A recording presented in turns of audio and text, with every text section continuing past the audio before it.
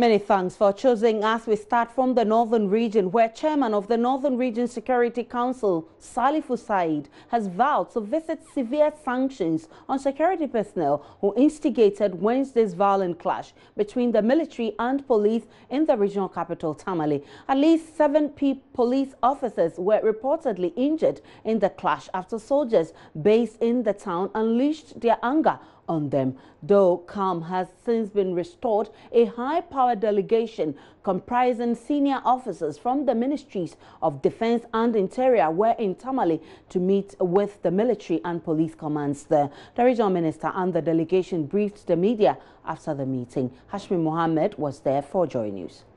Wednesday's clash is said to have been triggered when soldiers deployed to the Bank of Ghana office in Tamale went to the aid of a colleague following an alarm that he was being manhandled by the police. The confrontation degenerated to the point officers from the 2 security agencies engaged in exchange of fire on the streets of Tamale. The first shots at the RDF have gone, so the place was very calm. But when the regional minister, the whole of the came back, they came back, they started firing again. The police were forced also to open fire in the presence of the regional minister. So there were exchanges of fire. Then, for about 15 minutes or so, the regional minister, together with the SEC and the military command, we asked them that they should ask the military men to move back to Bala, whilst we also restrain our men. So when that was done and the military moved to Bala, that ended the whole thing. Members of the delegation included Air Commodore Augustine Appiah, representing the Chief of Defence Staff, whilst Director General in charge of Police Welfare, COP Prosper Aglo, and former Ashanti Region Police Commander, ACP Kofi Boache, representing the Inspector General of Police. Briefing journalists after the meeting, Regional Minister Salifu Said described as unacceptable the use of arms by the 2 security agencies in open battle in the streets. That action is highly condemnable. We will not accept that because we all know that this region is a hotspot region. Command should have been able to nip these actions in the bud. We need very competent people to stay and work with us because we cannot allow, whether you are a commander, you are a constable, you are a CO or WO, if we see that you are guilty of this action, you will have to be out of the region. The minister, who also doubles as the chairman of the Northern Regional Security Council, RECSEC, also charged the leaders of the 2 security establishments to work to restore public trust in them. Challenging them to address that problem within 24 hours. And I'm also standing here to tell them that immediately they should get their troops together and they move into town and march through the principal streets from today going so that the public confidence will be restored. The 2 security establishments later converged at the Tamale Jubilee Park for a Durbar where leadership of the police and military announced their commitment to continue to collaborate for the security of the region. First was Air Commodore Augustine Appiah, representing the CDS. We are brothers and sisters. We complement each other. We are supposed to be the institution that's supposed to bring peace and security in our areas where we operate. So if we behave like we did yesterday, how are we going to enforce peace and security? So in our side, we've spoken to our men, and hopefully such an incident will not happen again. Director General in charge of Police Welfare, COP Prosper Aglo, who represented the IGP, said they had met with police officers and reminded them of their responsibility to maintain law and order. We met our police officers separately. We've spoken to them. We've impressed upon them that Ghana is the only country we have, and we need to do everything possible to maintain the peace that we are enjoying in this country. That is why we have to work with our military colleagues. We have to learn to coexist with them.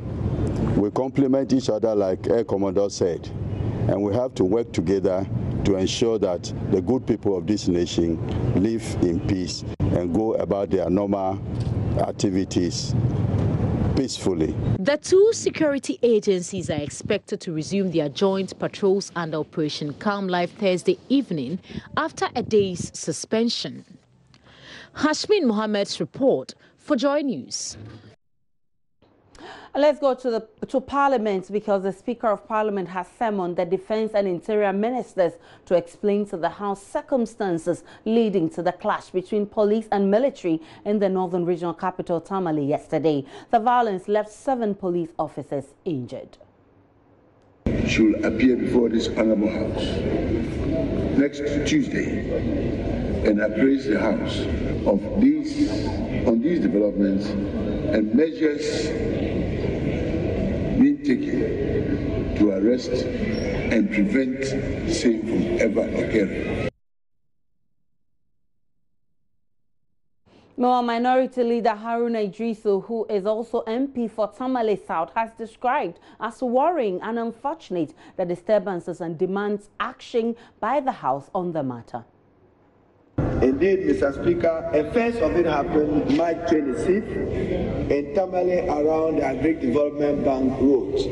And Mr. Speaker, I'm inviting you so that the Honourable Minister for Defence and the Minister for Interior will be obliged to come before this House to assure the public that we are safe and secured, and in particular that the people of Tamale have no reason to want to live in fear and panic.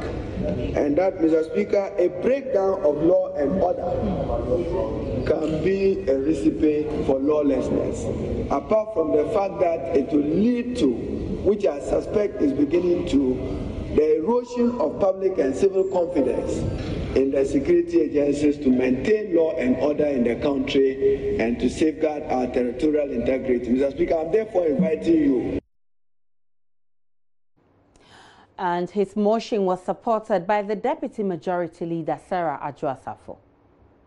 Appropriate ministers, the Minister for Interior, Minister for Defence, and the Minister for National Security should actually come to the House properly and brief us on how they intend to deal with this matter, because it is very, very worrying, Mr. Speaker. So I humbly submit that you pass or you give out the appropriate directives in this direction so that the House can be properly briefed.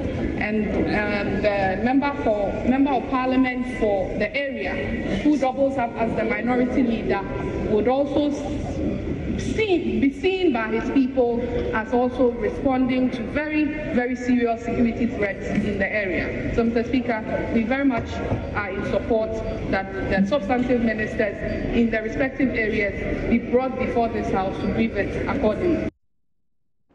Let's get on to the phone lines with our Northern Region correspondent, Hashmin Mohammed, who joins via phone. Good evening to you, Hashmin. You've been interacting with people in Tamale. Are they still worried about the clashes, even though calm has returned? Well, to the extent that the police and the military clash resulting in the firing of gunshots has made a lot of residents worried about the situation. And secondly, the fact that last night, they never witnessed a patrol involving the police and the military on their streets, cause for worry from them. Now, we do understand that their patrols, which is under the Operation Calm Life, will resume this evening. We were told when the Northern Regional Minister, who also doubles as the Regional Security Council, that they will be on the streets of Tamale this evening to protect lives and property as they have been doing since the Operation Calm Life was launched. In Tamale, it is very calm. It is not different from any other day.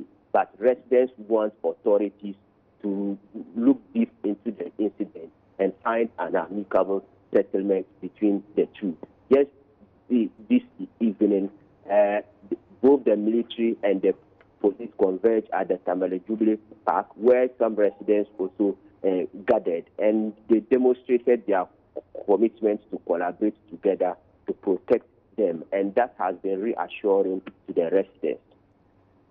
All right, many thanks to you, Hashmi Mohammed. We'll be coming to you for updates in our subsequent bulletin. Now, an Accra High Court, Circuit Court, has ordered 4 persons arrested in connection with an attack on the Kwabena police station to open their defense.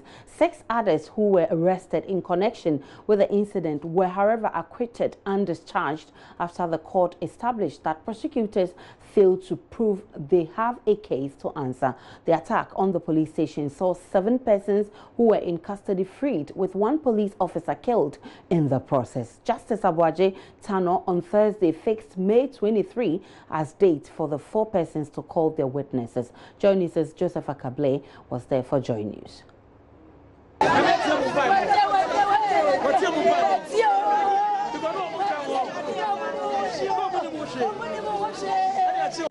The excitement demonstrated by friends and relatives of the 6 after Circuit Court Judge Justice Abuaje Tando had ordered their release. Together with 4 others, they had been charged with 3 counts of possession of firearm and ammunition, abatement of crime to escape from lawful custody. They had been accused of attacking the police station, freeing 7 persons in custody and killing a police officer in the process. 4 of them had earlier pleaded guilty to the charge of escape from lawful custody and had been convicted by the court. Their lawyers made a submission of no case against them, insisting the state prosecutors had failed to prove that they have any case to answer. Justice Abuaje Tando in his ruling cleared the 6 of the charges. He said they were simply arrested for staying at a place where others connected to the crime lived. He, however, held that a case had been made against the remaining 4, ordering them to open their defense. Elvis Owusu, one of the discharged persons, could not hide his excitement. I feel very excited. I'm very, very, very excited. Did you expect this? Yes, because I know we are innocent. So I was. How were you arrested? We are asleep, and then they came and arrested us, just like that. What do you look forward to going back to? Which work were you doing before this whole thing happened? Okay, I'm at Accra Mall, a restaurant waiter. Yeah. So you are very excited about this? Very, very excited. Very, very excited. How did this entire episode affect you? Okay, that one. I'm told you used to work in a church. Yeah, that's my brother. I'm feeling good. He's not feeling okay. So. Hearing of the case continues on May 23.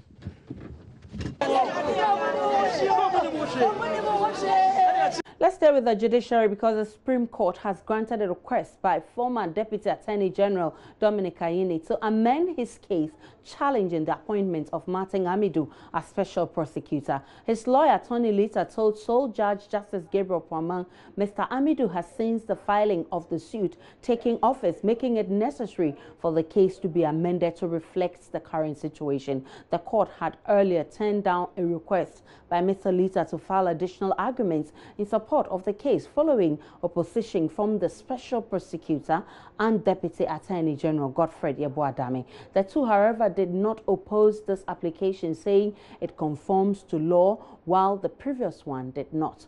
Dr. Dominic Ayine claims in his suit that Mr. Amidu, a former Attorney General and Minister for Justice, has crossed the mandatory age limit required to hold the office of the Special Prosecutor. Justice Gabriel Pramang handed Dr. Ayine's lawyer 7 days to amend the case, with the Deputy AG also given 14 days to respond. And still to come in this bulletin, Civil and Local Government Staff Association threatened strike over what it describes as arbitrary recruitment into the civil service by successive governments. Being a National Executive Council meeting to declare a nationwide strike action if these concerns are not addressed. There is more in this bulletin.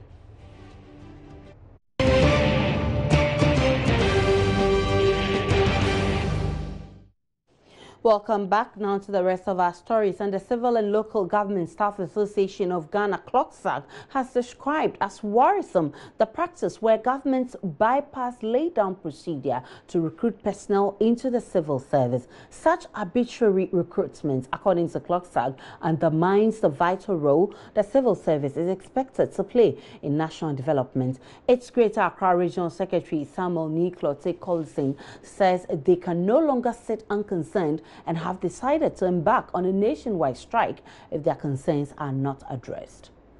CLOGSAG members outline some of the issues that affect their work on a daily basis. Greater Accra Regional Secretary Samuel Niklote Collison says scholarships for civil servants have often been given to special assistants who work for the ministers. They are also angry that ministers compel some civil servants to proceed on leave. The Greater Accra Regional Branch of the Civil and Local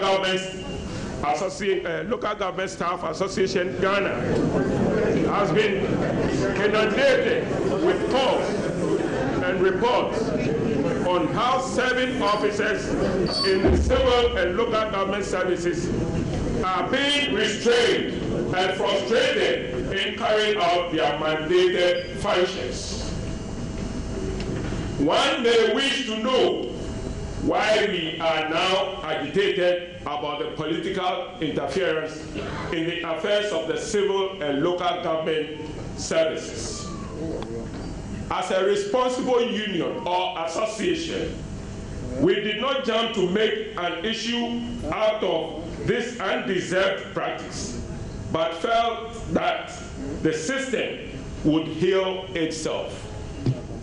Rather, the situation is gradually becoming entrenched with dire consequences. He further mentioned that the government should create the opportunity for the heads of civil service and local government services to attend cabinet meetings. In addition, instead of serving officers being given the chance to serve on boards in order to gain experience and enhance their competence, what do we find? Special assistants are nominated to serve on boards and other bodies. The Ministry of Finance cannot extricate itself from this unholy practice. Mr. Collison says CLOGSAG has had enough of these arbitrary recruitments which seriously hinder the career development members.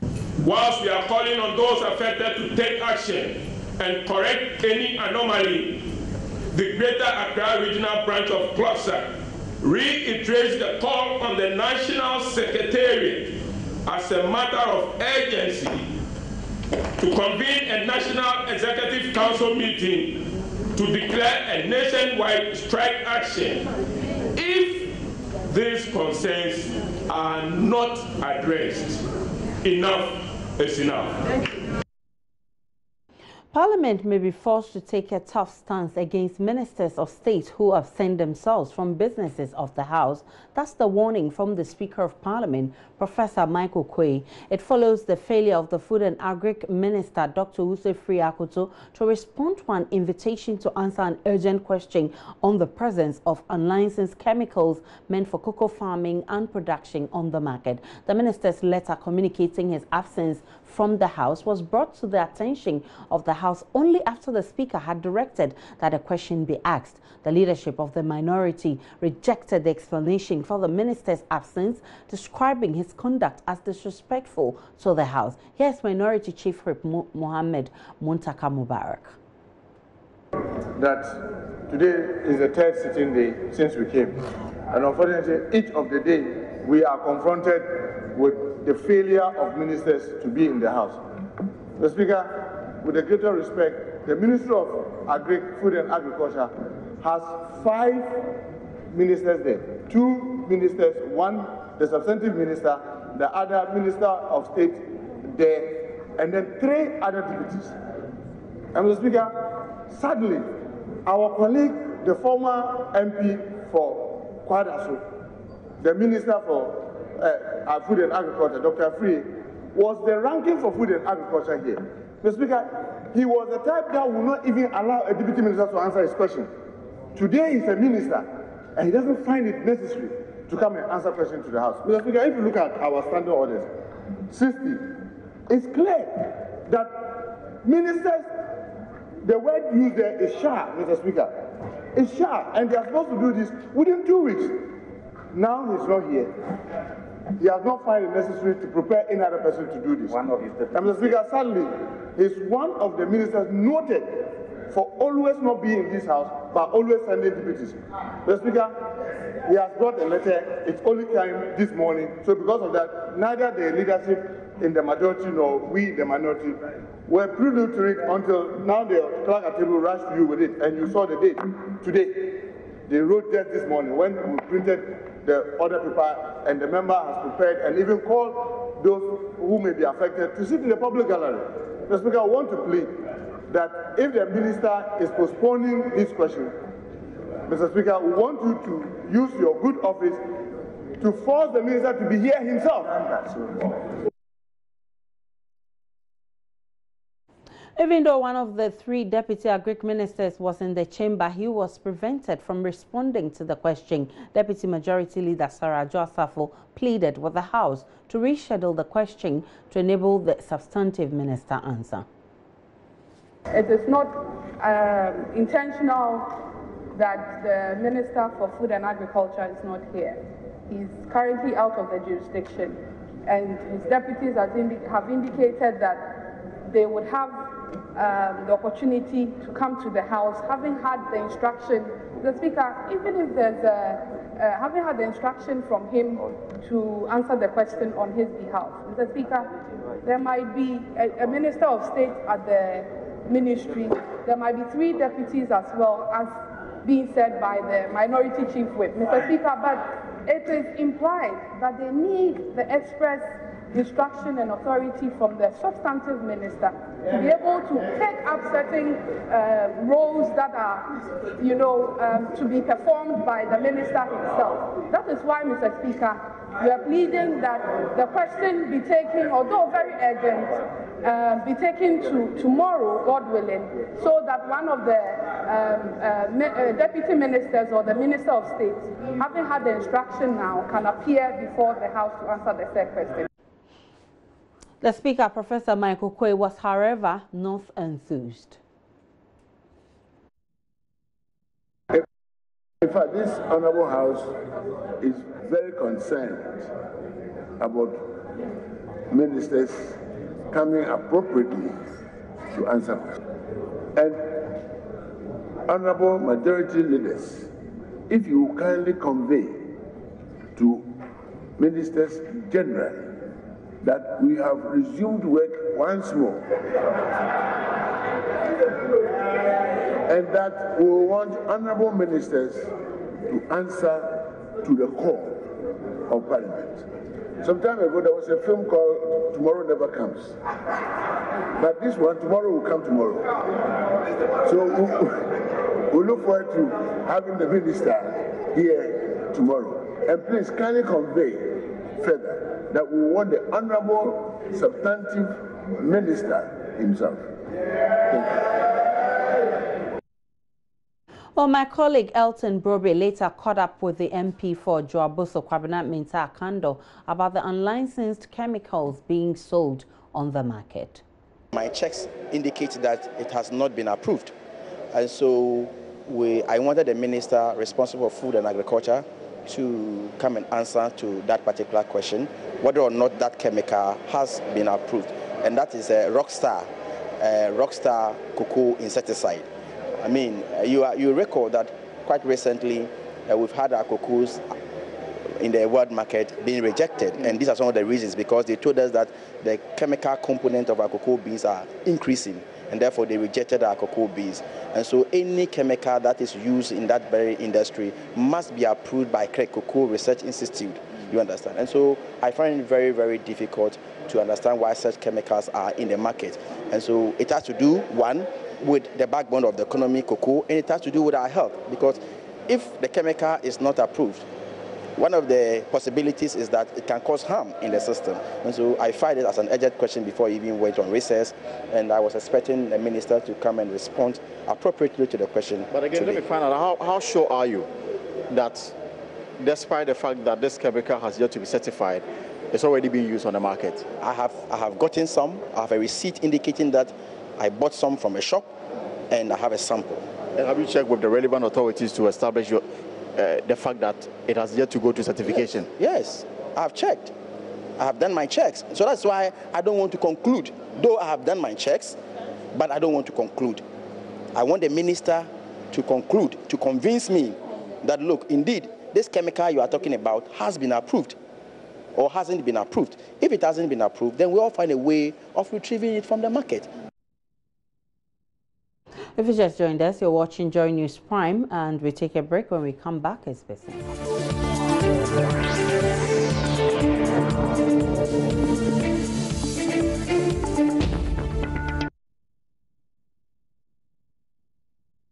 Hello again, good evening to you. It's now time for business. The Ghana LPG Operators Association, GLIPGOA, is calling for a nationwide strike by all its members across the country from Monday. The national organizer of the association, Nanaba Collins, who was commenting on a statement released and signed by the president of GLIPGOA earlier on Business Live, said the decision was taken after government failed to get the policy withdrawn from the country. The reason why we are on this action is that we have not been taken seriously at the committee. Like I said earlier, the NPA boss always seeks to undermine us. Whatever concerns and reason we suggest, he does not take. So we came to the conclusion that the policy on itself will collapse our businesses and it will bring hardship to Ghanaians. This is what we have been telling him to consider our concerns, to make sure things are being put in place. But it seems he doesn't take us seriously. That's why we came up from policy. From next week going, Ghanaians will be stranded from going from one station to another in search of LPG products. Ahead of this strike, we do apologize. It is in their best interest. So they should comply with us. They should hear us that whatever we are doing now is in their best interest. We'll be following closely this development and bring you some updates later on. But away from that, CEO of the Ghana Interbank Payments and Settlement System, GIPS, Archie Hesse, says mobile money merchants and financial technology companies have the chance to innovate in order to not to be kicked out of the market. He was responding to some concerns by third-party agents over the possibility of losing their businesses at the press conference here in Accra. He acknowledged the fact that the newly introduced mobile money interoperability system will make the market very competitive and highly modernized, and noted that GIPS is ready to engage all players to adapt quickly. The Ghana Interbank Payment System, GIPS, the sole operator of the mobile money interoperability, says it is open to engage all financial technology companies willing to complement the system with ready-made solutions. Speaking at a press encounter, Chief Executive Officer of GIPS, Archie Hesse, said mobile money operators are also bound to be kicked out of their business if they fail to adapt to new changes. In business, you either renovate or you die. I still see that the mobile money agents will have a role to play. So, for example, if I want electronic funds and I'm in a village and I have cash, what would I do? Interoperability is there. I still have to go to the agents to convert the cash to electronics for me into my wallet. And thereafter, I can be sending. But I will not need the agent when I have electronic funds to actually send to beneficiaries. So at what stage will we have all our funds in the electronic mode, where the cash in, as they call it, will dwindle? So I can see that over time, their business will be changing, and they would also need to skew themselves appropriately to continue staying in business. Meanwhile, Managing Director of Technology and Operations at GIPS, Kwejo and team, has also been explaining to Joy Business what goes into transacting businesses under the mobile money interoperability system. A Vodafone subscriber is able to have their wallet on Vodafone debited, and a credit sent, and the funds that so debited sent to a subscriber on the MTN network. Depending on the network that you are or subscriber A is on, you would have a certain process to go through. We shied away from dictating what their menu flows should be, because that is their business. That's how they should be able to differentiate themselves. So you may find that one MNO's interface is a little easier to use than another, depending on how they built it. But essentially, what they allow you to do is for subscriber A to have their wallet debited and the message sent to the recipient's network for the wallet to be credited. The second part of the mobile interoperability system is expected to take off by July 15th. With this, customers will be able to pull monies from bank accounts to the other mobile money outlets.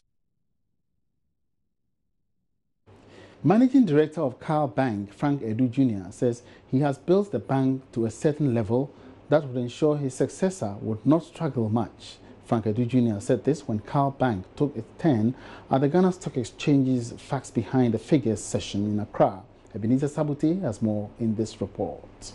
Carl Bank has grown to be one of the most competitive indigenous banks in the country with a market value of more than 2 million Ghana cedis. The growth of the bank can be attributed to its involvement in some public investments like the support for Volta River Authority to enable it secure crude for power generation.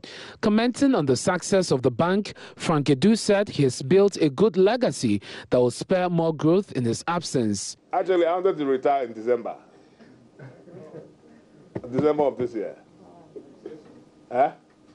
Which tells you that the bank will survive beyond me.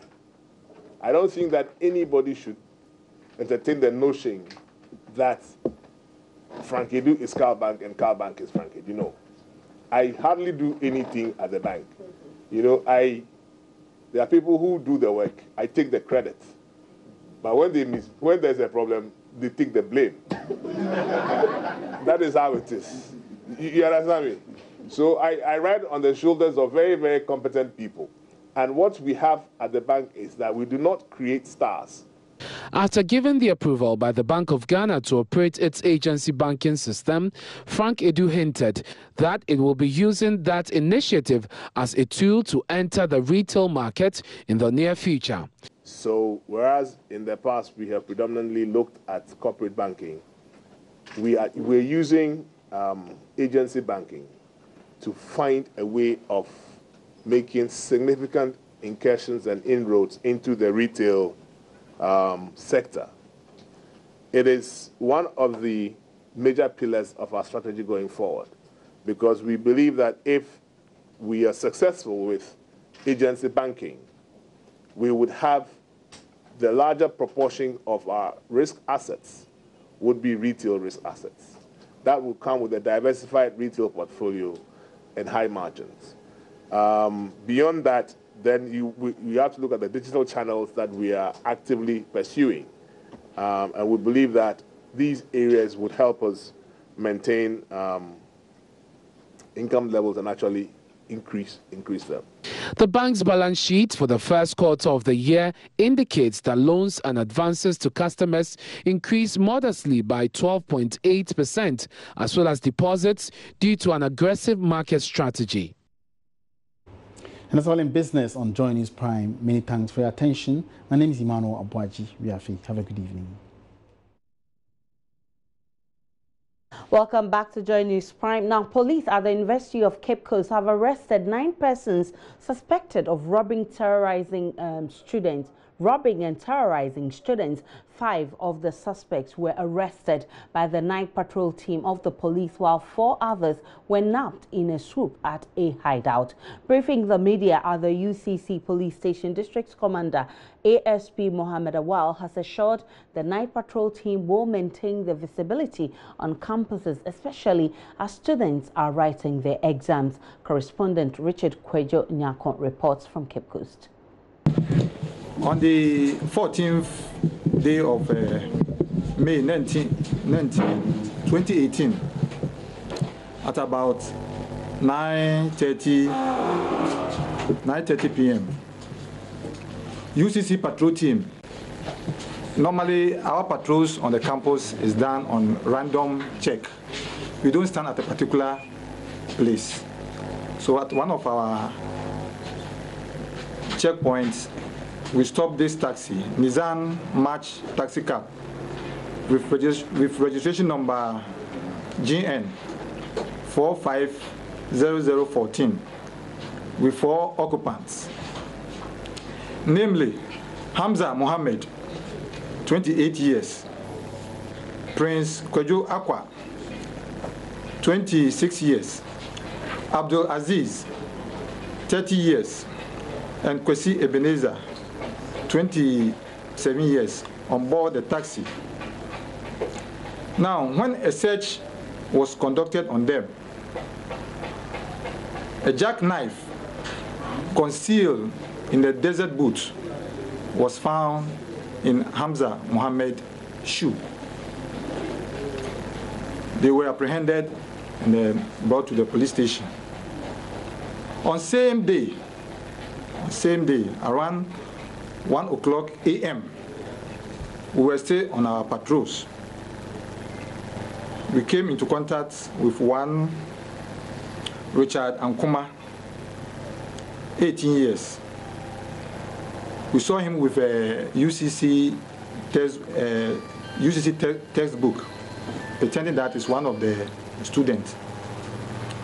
When a search was conducted on him, we found a crowbar and a screwdriver, and then a small bag on him. He has concealed them. Initially, when we asked him, he said he's a student. Then when we searched him, we saw those items. And then we also brought him to the police station. This morning also, a swoop was conducted within UCC enclave, and 4 suspects were arrested, currently at the region, and the investigation. Still on crime, the family of a student killed by unknown assailants at the Osei Churchill Senior High School in Kumasi has marked a week of his death, with a call for immediate solutions to be found to the school's challenges. Godfred Arthur, a final year student, was stabbed to death with a pair of scissors last week on campus. During an emotional service to mark 1 week of the killing, Godfred's family appealed to the educational authorities to consider their son's death as a wake-up call.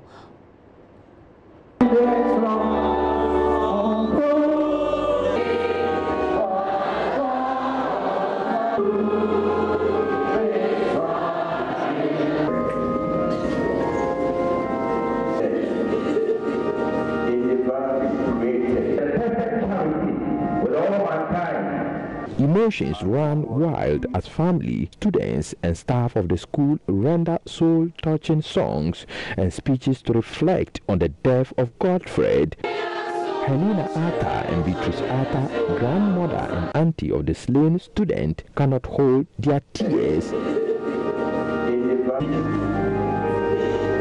Head of academics at the Osei Churchill Senior High School, Alfred Austin, described him as disciplined and calm.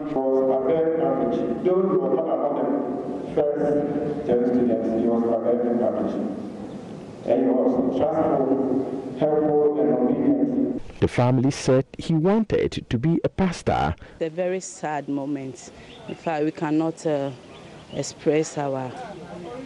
He wanted to be a pastor because he's a very religious person. The students want government to use the death of their colleague as a turning point in the development of the school. Though we have tried our maximum best, but care is really low for us. It's really, really low for us. Everyone has been trying just to keep our safety. No parents wants to wish his or her children just to die, but we are here as one family. I'm standing on behalf of the entire school, and we are pleading with the government that it should come to our aid and help us with the fencing of the wall. If not, our life is at risk. So we are pleading with them they should come to us. I know that the school is half fenced, so they should come and continue with the rest so that we will be secured and have our peace of mind. Deputy Minister of Education, Dr. Yao Ose Aduchum, had a response. The new headmistress is doing a good job. She has started fencing the school, and the ministry has come. We have seen what is going on.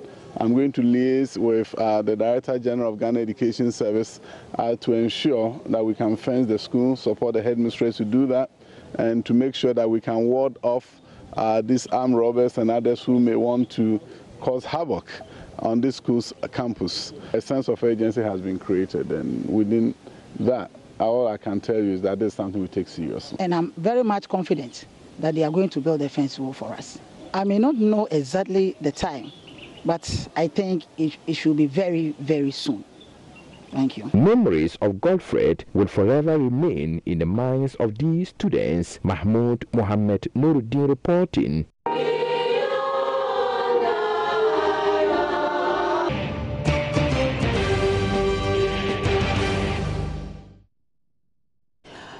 This is Joy News Prime, and we go back to Parliament, where the minority is demanding that Energy Minister Boakye Agyarko substantiate his claims about a purported conspiracy by some politicians to blow up Ghana's oil and gas installations. The Energy Minister, according to the minority, is reported to have made the remarks in Texas, USA, on the sidelines of the Offshore Technology Conference. Adams Mutawakilo, who is the ranking member of Parliament's Mines and Energy Committee, spoke for the minority. This is an issue of national security, and as a minister, and most importantly, as a cabinet minister, this is something that shouldn't be discussed openly, and also in a place like an international conference, because OTC is Offshore Technology Conference held in the US. First and foremost, we have an issue in the first that he said some disgruntled politicians, because of the US deal, are organizing some youth in Western region to attack oil facilities. First and foremost, the oil facilities is not onshore, it's not on the land, whereby you can just easily mobilize youth to attack. It's offshore, and even offshore is 60 kilometers away from the mainland. From the mainland.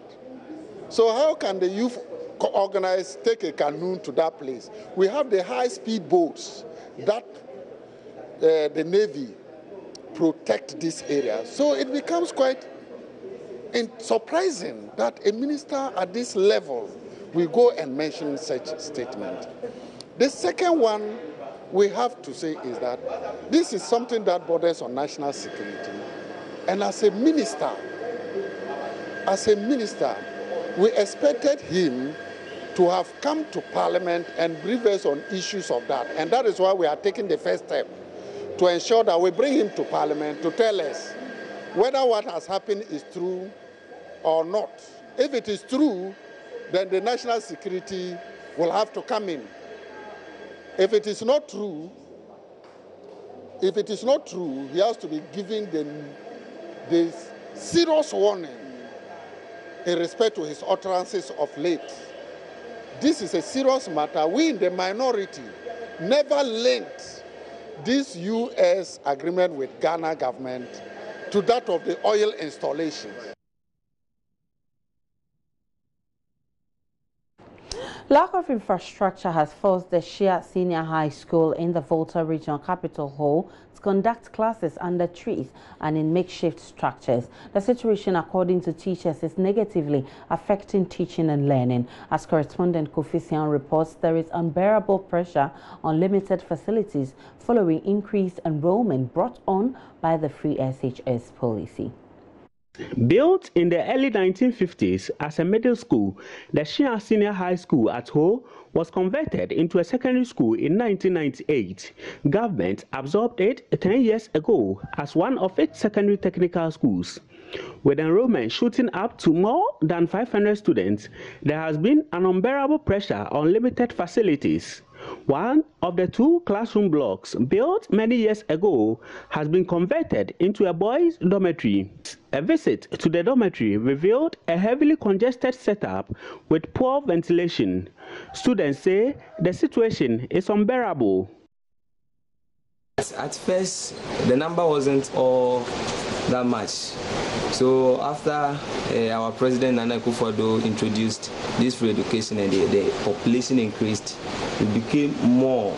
So they have to overload the dome, which the rates at which the heat is produced in the dome became high. So some of the seniors, we don't allow the juniors to sleep outside. So the seniors have to go and sleep outside for the juniors to manage the room for free movement of air in the dormitory.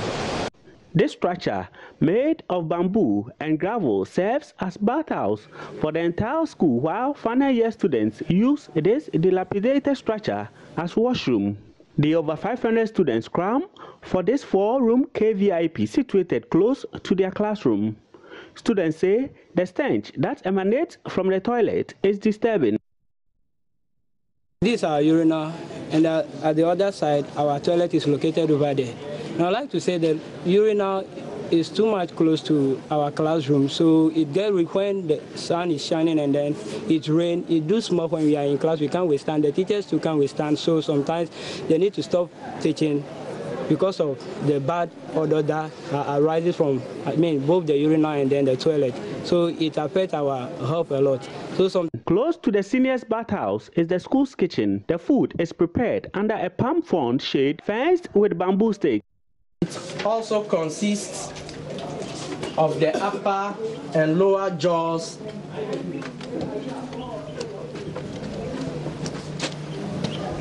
which hold the teeth.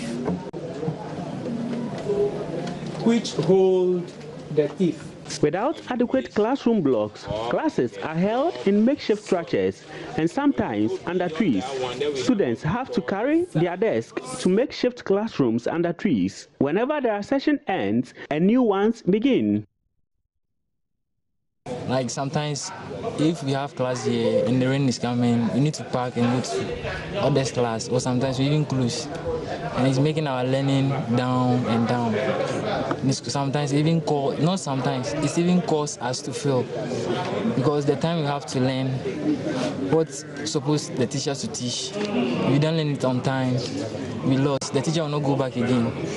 Assemblyman for the area, Feli Wilson Kwaku, says the school has been surviving on philanthropic support. Still, the community used to still help or support the school. Even present as I'm speaking, the headmaster's vehicle is being fueled by some of our industrial sons back in Accra. So I'm appealing to the government in particular to come to our aid, to come and construct a befitting classroom block, dormitory block, and other facilities that will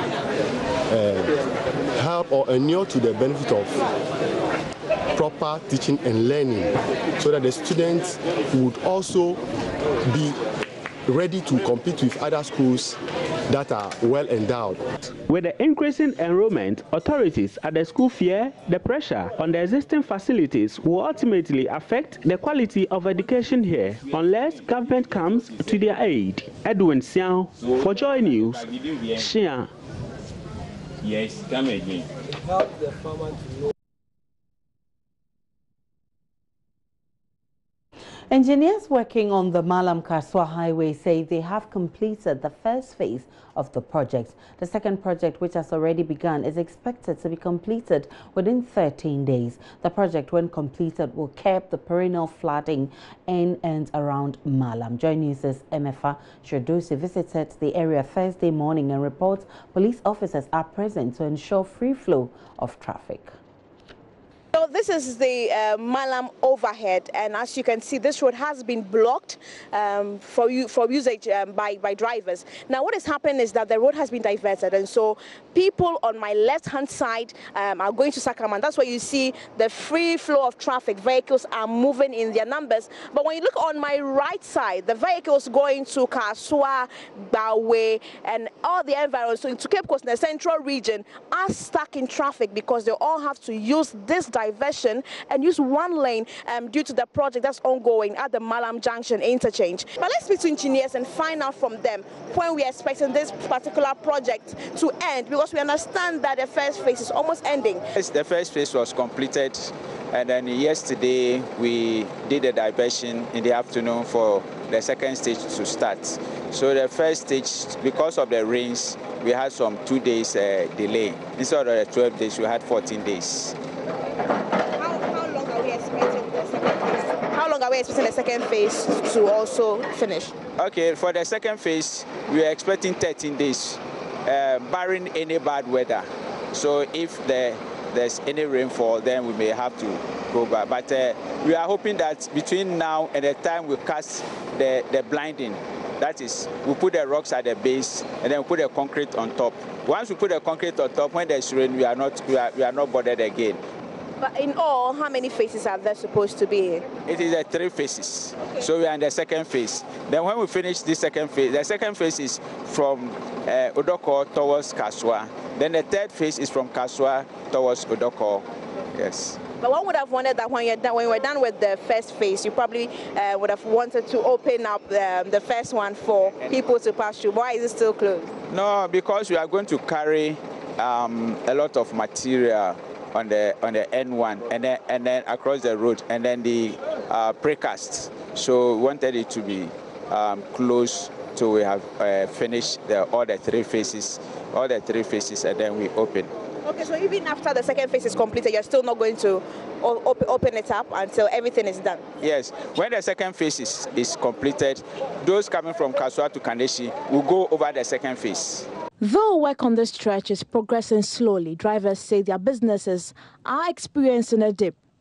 Since the traffic in Aba from Kakra, because police for them were Omubujmano. Yes, I can be cheer one and yes, more car, but police for them by Kakana Jumano, Ecosu. Now, no panel, not traffic, no, it's the same. And a panel, not police for him by. It's almost sad to say on Pump and Cass and on Budu panel and a panel bedroom Kakra. How many hours? And I tell me for before, I say, I got to say, or so I don't know how many hours no to me because of idea. Oh, she said there's a traffic now, and I'm more traffic. Would I feel at Kokaswa by say 30 minutes and I say 40 minutes on Bedukaswa?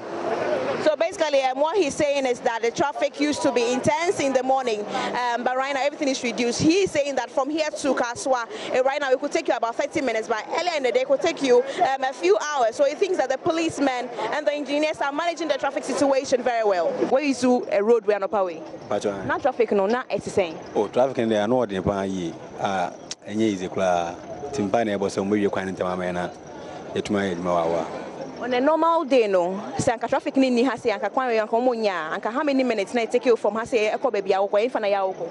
Oh, at least me lodufly a club as ko Kaswa acha bia be 1 hour there na maduru Kaswa but see there me take be 2 hours e kwanso.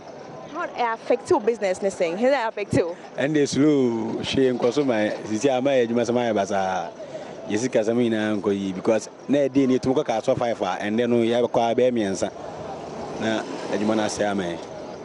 I'm complaining about the fact that it's having some serious consequence on his business. He's unable to go as many times as he could if the traffic situation was as normal as it was before. He said he could go about 5 to 6 to 7 times, but now he could only go maybe 1, 2, or 3 in a day, and so it's really affecting their business. But they're all also acknowledging the presence of the police as they're doing the work to manage the situation here at the Malam Junction Road. Engineers are pleading with commuters to exercise patience during this period. I appeal to the general public to bear with us that we'll quickly finish this one as we plan to do it on schedule. So they should just support us. The Wa Municipal Chief Executive Ishaku Tahir Mumin has bemoaned the rise in sale and abuse of narcotic painkiller tramadol, saying they pose a security threat to the municipality. He is particularly worried that those addicted to the painkiller are young people. Alhaji Mumin expressed this concern at a police workshop to sensitize stakeholders on the abuse of tramadol. Rafiq Salam reports from Wa. The meeting brought together major stakeholders like the religious and traditional rulers, over-the-counter medicine sellers, representatives of the Pharmaceutical Council of Ghana, and representatives from the Ghana Private Road and Transport Union to deliberate extensively on the need to go out as ambassadors against the abuse and misuse of drugs, especially tramadol. Acting Upper West Regional Manager of the Pharmacy Council of Ghana, Ajay Wuredu Latif, said over the years, the irrational use of drugs, especially tramadol and codeine, has risen, and adequate steps should be taken to halt the trend. That normally the medicine itself is supposed to be, some are there in a capsule, so it's supposed to go into the stomach before it starts absorbing to have its effect. But if you remove it, the powder, and put it in the energy drink, what are you doing to your body? The abusers claim they buy the drugs from some OTC medicine sellers. Is it true? We constituted the committee.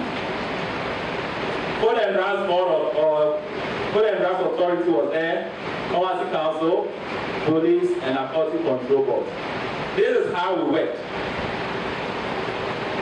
We did a scoop and we arrested some of the suppliers. And the intelligence that we gathered pointed that most of those high doses were coming into the town from these suppliers. Upper West Regional Officer of the Food and Drugs Authority, Albert Ankuma, said after this engagement, his outfit, in collaboration with the police and other relevant bodies, will conduct more swoops to ensure that tramadol and other fake drugs are rid of markets and shops. So that the drugs that you are selling are safe and they are wholesome to cure the diseases. So when you put these things together, it means we are all working to ensure the safety of the consumer. So we are collaborators. All that we talk about, normally you find them in your shops. Drugs that have been counterfeited, drugs that are fake, drugs that are not well labeled, drugs that have been adulterated, the sale of tramadol, they are all being seen in your shop.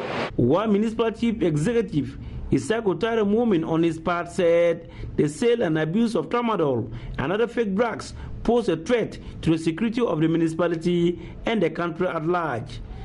It came up as a security threat, and we discussed it at our MUSEC level. So we think that this is the way to go. So we picked it up, and I think we are getting results. So if you look at the way people are responding, and the children themselves responding, and even giving testimonies to how they were getting themselves distracted, and now they feel relief for staying away from the drug, I think it's a plus. So I have to commend the Food and Drugs Authority, Pharmacy Council, and then the police service for what we are doing. Some participants at the meeting also pledged their support to collaborate with the Food and Drugs Authority, Pharmacy Council, and the police to curb the use of tramadol by the people, especially the youth. Reporting for Joy News, Rafiq Salam. Wow.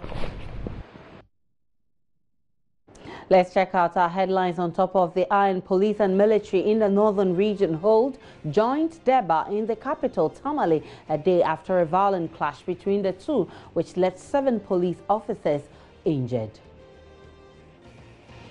Accra Circuit Court acquits and discharges 6 persons arrested in connection with the attack on the Kwabenya police station, in which a police officer was killed. 4 others are to open their defense next week.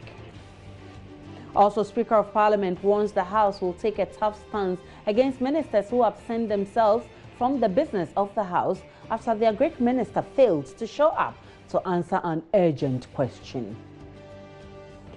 In business, massive LPG shortage to hit the country from next week as Ghana LPG Operators Association starts indefinite strike to protest implementation of the cylinder recirculation model to policy by government. And Civil and Local Government Staff Association threatens strike over what it describes as arbitrary recruitment into the civil service by successive governments.